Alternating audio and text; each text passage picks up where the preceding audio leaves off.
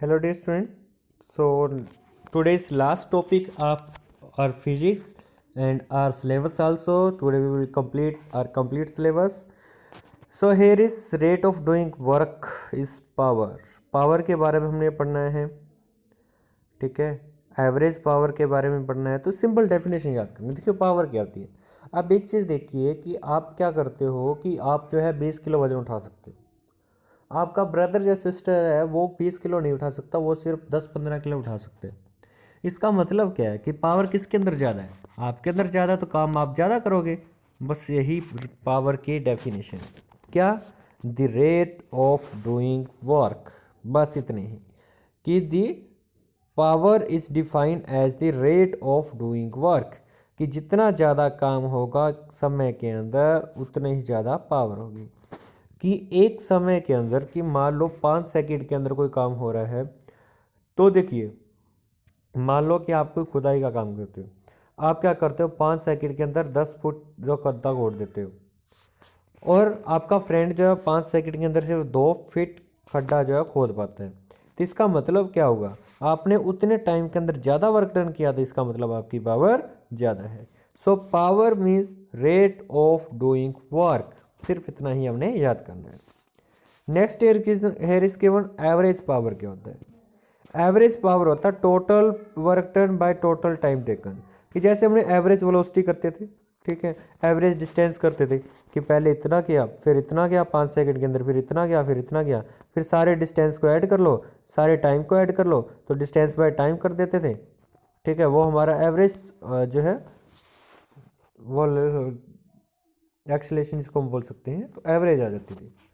आगे जो हमारी पावर क्या आएगी, पावर के अंदर भी टोटल हमारा वर्क कितना है। पहले यहाँ पर कितना वर्क हुआ, मान लो 5 मिनट के अंदर कुछ वर्क हुआ, फिर 10 मिनट के अंदर हुआ, फिर 15 मिनट के अंदर हुआ, तीनों वर्क को ऐड कर लो, तीनों टाइम को ऐड कर लो, वो हमारी एवरेज पावर आ जाएगी। नेक्स्ट है कि सिंपली कम एक्सप्रेस कैसे करते हैं इसको। देखिए पावर जो है उसके अंदर क्या है कि energy supplied by time taken, कितनी एनर्जी को सप्लाई किया गया है और उसको सप्लाई करने में कितना टाइम लिया गया है। Next is we know that work done is equal to force into displacement, ये हमें पता है कि वर्क किसके इक्वल होता है, फोर्स मल्टीप्लाई डिस्प्लेसमेंट के, ये हमने अभी पीछे पढ़ा है।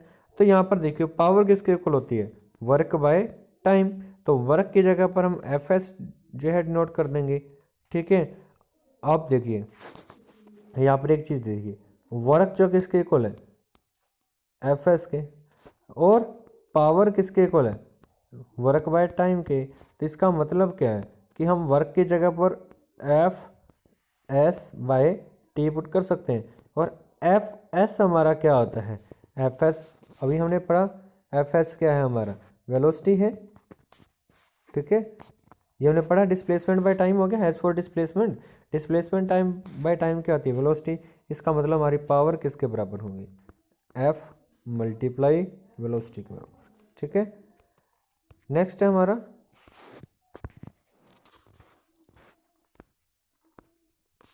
देखिए, ये अभी हमने पढ़ा work is equal to power by time, और इसकी यूनिट क्या है, जूल पर सेकेंड, ठीक है। हम कब कहेंगे इसको, पावर को लिखा वॉट में जाता है, ठीक है, क्योंकि जेम्स वॉट ने इसकी डिस्कवरी की थी। 1 वाट वर्क टन कब हुआ है, जब हम 1 जूल काम करते हैं 1 सेकंड के अंदर, क्यों कहेंगे 1 वाट काम हुआ है। 1 किलो वाट आगे किसके बराबर होता है, 1000 वाट के, जो हमारी कमर्शियल यूनिट है इसी के अंदर आती है। मेगावाट 10 पावर जो है 6 के बराबर, ठीक है। गीगा 10 पावर 9 के बराबर। तो ये इनकी वैल्यू से याद करनी है आपने। Next last topic, commercial unit of energy. Commercial unit जो हम घर पे यूज करते हैं, जिससे हमारा इलेक्ट्रिकल बिल आता है, पता होगा इलेक्ट्रिकल बिल आता है हमारा, ठीक है। वो किस तरह से आता है, देखिए वी नो दैट ऐसा यूनिट ऑफ एनर्जी यूज, ये हमने अभी पढ़ी है। So but it is very small unit of energy, so it is not convenient in the unit where large amount of energy knowledge, जहाँ ज़्यादा एनर्जी की जरूरत है वहाँ हम जोड़ नहीं लेते। For example amount of electrical energy use in a house is so large that it will impractical to represent energy consumed in joule. Therefore, another unit of energy is used. This unit is kilowatt.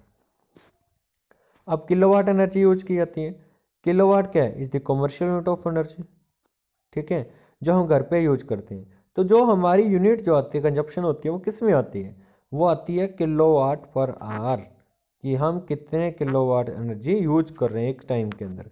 अगर हम इसको unit के अंदर denote करें, देखिए अगर हम 1000 वाट energy use कर लेते हैं तब हमारे मीटर के अंदर रीडिंग 1 आ जाती है, ठीक है।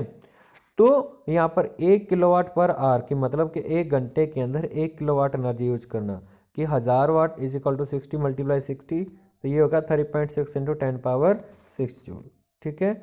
इट मीन्स ये किसके बराबर हो गया, 1 यूनिट के बराबर, कि 1 kilowatt hour is equal to 30.6 into 10⁻6 joule के बराबर होते हैं। And electrical meter in home meter electrical energy consumes if the consumption of electrical energy or house is 300 unit, the consumption of electrical energy that you can imagine how much energy is consuming in joule।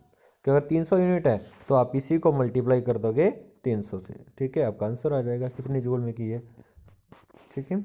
So this your syllabus of 9th class has completed, physics completed, chemistry completed and bio has completed।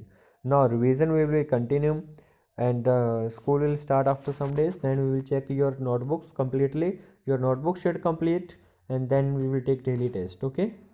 thanks, have a good day beta।